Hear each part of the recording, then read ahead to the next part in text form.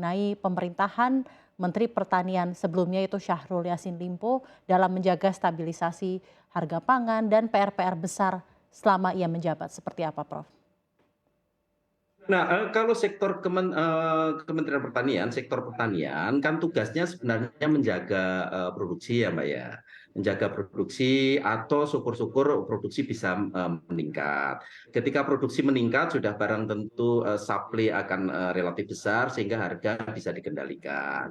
Tapi ketika produksi tersebut terbatas, sudah barang tentu harga agak susah kita kendalikan. Lalu ujung-ujungnya apa? Ujung-ujungnya impor.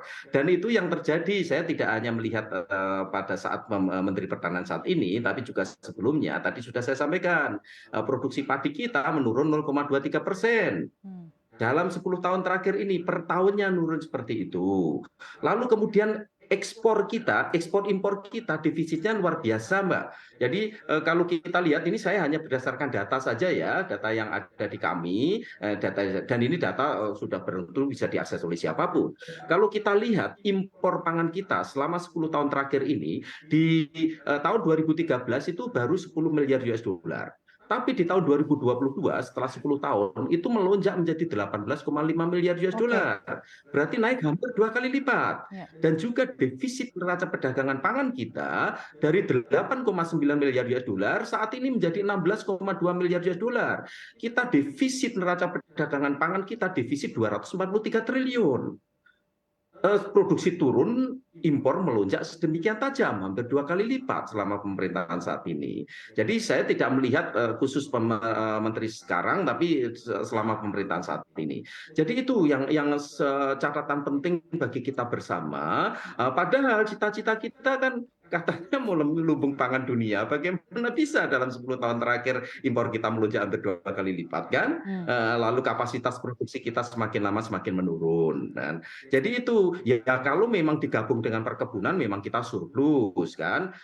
Surplus kita lumayan tahun 2023 kemarin itu surplus neraca perdagangan komoditas pertanian 2022 maksud saya itu sampai 18,5 miliar US dollar. Itu surplus neraca perdagangan pertanian. Tapi ketika kita turunkan ke pangan, nah ini kita mengalami defisit yang luar biasa yang tadi Baik. mencapai 16,2 miliar US dollar. Nah, Pak Prof, sebagai mungkin penutup saja ke depannya, bisakah Anda Ya, ya. paparkan 3 poin besar utama PR ke depannya untuk Menteri Pertanian yang akan terpilih berikutnya sejauh ini, dan kira-kira siapakah sosok yang tepat untuk mengisi kekosongan posisi Menteri Pertanian Republik Indonesia menurut hemat pandang Anda, Prof? Iya, yang pertama sudah tentu kita berhadapan dengan produksi, kan. Produksi itu amat sangat terkait dengan kesejahteraan petani. Sekarang sedulur tani sedang bahagia, terutama petani padi. Karena apa? Karena harga di tingkat usaha tani ini sudah sangat bagus. Harga gabah kering panen ketika saya keliling Pulau Jawa kemarin itu sudah mencapai sekitar 7.500 kan, 7.100 sampai 7.800 kisarannya di angka itu. Itu cukup menggembirakan bagi sedulur tani kita. Nah, kalau itu dipertahankan, sehingga siapapun menterinya, tolong dipertahankan harga yang sekarang ini baik. Kalau harga yang sekarang baik ini dipertahankan, maka saya pastikan tahun depan produksi padi kita pasti meningkat. Karena apa? Sekarang petani sedang bergairah untuk berproduksi.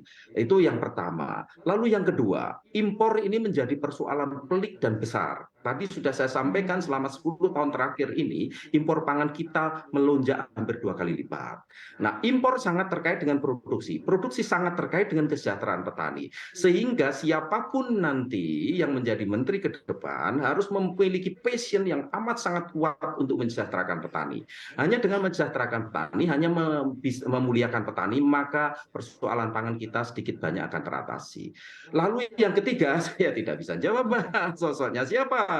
Karena itu sudah barang tentu tergantung presiden, kan? Yang paling penting ini saran kami, presiden bisa memilih orang-orang yang betul-betul profesional, yang tahu betul terkait seluk-beluk pertanian, tidak hanya aspek dalam negeri, juga aspek perdagangan internasional, dan aspek-aspek yang lainnya. Dan yang terpenting, teramat penting, sosok tersebut harus memiliki kepedulian yang besar terhadap petani. Sosok tersebut harus memiliki keinginan yang amat sangat kuat untuk mensejahterakan petani dengan berbagai cara. Jadi itu dan mengubah sistem kebijakan pangan saat ini yang cenderung berat sebelah ke konsumen menjadi Hmm, fair, menjadi adil ke produsen. Itu yang penting. Dan itu bisa ditempuh melalui apa? Melalui kebijakan. Jadi baik. itu yang amat sangat penting dan menjadi tugas besar Menteri Pertanian yang akan datang. Saya masih penasaran dengan statement Anda karena memang harus memiliki sosok yang benar-benar peduli terhadap pertanian, terhadap pangan, tidak hanya dari sisi konsumennya saja, tapi juga kepada produsen. Jangan hanya menitik beratkan kepada ada persepsi konsumen tentang harga harga pangan dan lain-lainnya. Nah, dalam hal ini bagaimana evaluasi Anda terhadap Menteri Syahrul Yassin Limpo, Prof. Andreas? Sedikit saja. Iya, gini kan, tadi saya hanya bicara data ya, saya tidak beropini. Saya hanya bicara data. Kalau udah berdasarkan data, tadi sudah saya sampaikan bahwa produksi padi kita menurun selama 10 tahun terakhir ini 0,23% per tahunnya. Itu yang menyebabkan terjadinya goncangan stok di akhir tahun. Sehingga di akhir tahun stok beras kita, ya sebelumnya sih Kementerian Pertanian menyatakan hampir 9 juta ton stok akhir tahun 2022 kemarin. Tapi ya kami nggak percaya, nggak mungkin segitu. Kalau segitu Hmm, pasti harga tidak akan naik. Lalu kemudian Badan Pangan Nasional mengeluarkan pernyataan 6 juta ton stoknya. Lalu kemudian antara Badan Pangan Nasional dan BPS melakukan survei stok di Desember 2022, stok kita ternyata tinggal 4 juta ton. Kalau 4 juta ton, Mbak, kalau ada kriteria tertentu untuk mengukur stabilitas harga dan stok, itu yang disebut sebagai stock to use ratio. Kalau hanya 4 juta ton, stock to use rasionya itu amat sangat rendah, 16%. Itu di bawah angka ideal 20%. Jadi itu, untuk itu mengapa terjadi goncangan harga saat ini. Tapi kembali lagi, kenaikan harga saat ini tadi sudah saya sampaikan. Itu menguntungkan, itu membahagiakan, itu petani. mensejahterakan sedulur-sedulur. Itu yang perlu, sehingga berarti harga yang kemarin itu bukan harga yang ideal, bukan yang harga yang ideal sama sekali bagi sedulur tani, karena selama 3 tahun berturut-turut sedulur tani rugi dalam berusaha tani. Hmm, Sehingga bagaimana pemerintah saat ini berupaya mempertahankan harga yang sekarang ini baik bagi sedulur tani. hmm. Kalau itu bisa dipertahankan, saya pastikan produksi tahun 2024 Akan pasti lebih naik, baik. dan kita tidak perlu impor beras lagi. Nah, tentunya Jadi pertanyaan itu Mbak, berikutnya, jadi secara ya silakan spesifik, Prof. ya, ya, sehingga secara spesifik saya tidak ingin menyinggung person per person, saya hanya bicara masalah data, Data, ya. kan? Dari data tersebut kemudian bisa kita analisis sendiri-sendiri bagaimana kinerja secara umum terkait dengan pembangunan pertanian dan pangan di Indonesia.